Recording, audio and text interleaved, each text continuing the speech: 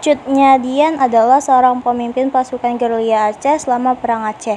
Setelah kematian suaminya, Teuku Umar, ia memimpin aksi gerilya melawan Belanda selama 25 tahun. Ia dianugerahi gelar Pahlawan Nasional Indonesia secara anumerta pada 2 Mei 1964 oleh pemerintah Indonesia.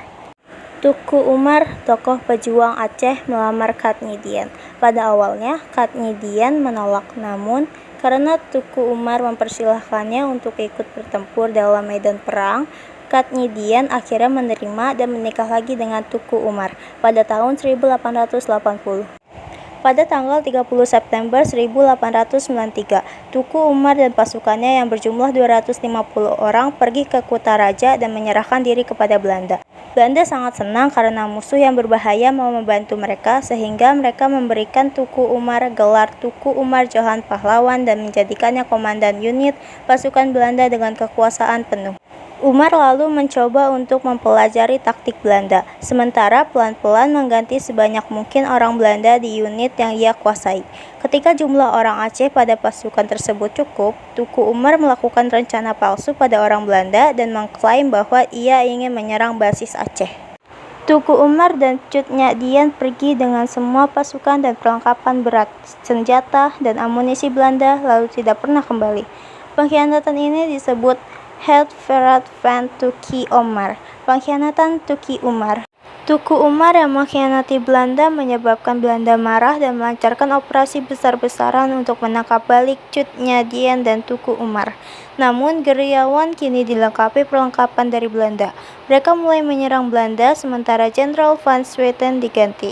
Penggantinya Jenderal Johannes Ludovicius Jacobus Hubertus Pel dengan cepat terbunuh dan pasukan Belanda berada pada kekacauan.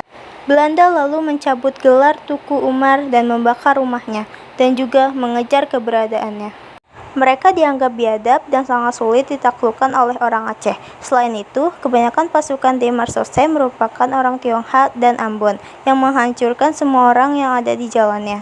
Akibat dari hal ini, pasukan Belanda merasa simpati kepada orang Aceh dan Van der Heyden membubarkan unit Demarsosse.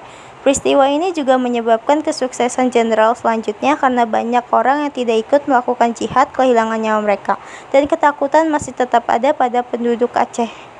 Jenderal Johannes Benedictus van Hoots memanfaatkan ketakutan ini dan mulai menyewa orang Aceh untuk memata-matai pasukan pemberontak sebagai informan, sehingga Belanda menemukan rencana Teuku Umar untuk menyerang Mulabo pada tanggal 11 Februari 1899. Akhirnya, Teuku Umar gugur tertembak peluru. Cut Nyak lalu memimpin perlawanan melawan Belanda di daerah pedalaman Mulabo bersama pasukan kecilnya dan mencoba melupakan suaminya. Pasukan ini terus bertempur sampai kehancurannya pada tahun 1901 karena tentara Belanda sudah terbiasa berperang di medan daerah Aceh. Selain itu, Cut Nyak sudah semakin tua, matanya sudah mulai rabun, dan dia terkena penyakit encok, dan juga jumlah pasukannya terus berkurang, serta sulit memperoleh makanan. Hal ini membuat iba para pasukannya. Anak buah Cut Nyak yang bernama Panglaut melaporkan lokasi markasnya kepada Belanda. Akibatnya, Belanda menyerang markas Cut Nyak di Butong Lasagu. Mereka terkejut dan bertempur mati-matian. Dian berusaha mengambil rencong dan mencoba untuk melawan musuh. Namun, aksi Dian berhasil dihentikan oleh Belanda. Cut Nyak ditangkap. Cut Nyak meninggal dunia di pengasingan pada tahun 1908. Walaupun jauh dari tanah kelahirannya, semangat perjuangannya tetap hidup di hati rakyat Indonesia. Ia menjadi simbol keberanian, pengorbanan, dan cinta tanah air yang abadi. Kini, nama Cut Nyak dikenal sebagai pahlawan nasional yang membuktikan bahwa perempuan juga mampu berjuang demi kemerdekaan bangsa.